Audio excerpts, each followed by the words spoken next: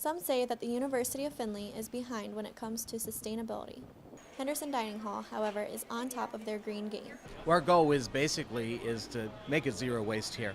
Currently, a lot of food waste goes into the trash, but UF's Enactus Entrepreneurial Club is looking to change that. The biggest hole that we have right now is what we do with the food waste that we have. In Enactus, with our food waste, it may turn into compost, will fill that gap so it doesn't go to landfills anymore. Henderson also stays green by giving back to the community. So when we have the leftover foods, if it cannot be reused in another form, like sometimes we take it and put it in the soups, then we'll take it down to City Mission and let them utilize it whenever they can. So it stays right here in Findlay when we can. Maintaining a sustainable kitchen is challenging when there are hundreds of dishes to wash every day. That's why in 2013, Henderson upgraded to a self-sustaining dishwasher.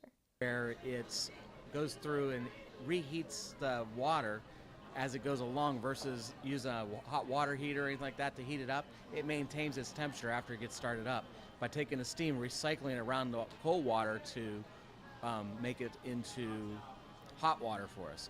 And also, the machine also uses less water and uses less chemicals across the board. So we're not polluting as much water with the chemicals and not utilizing as much fresh water with it as well. With composting on the horizon, daily donations to Chop and Haul, and energy-efficient equipment, it's not surprising that Henderson uses locally grown produce.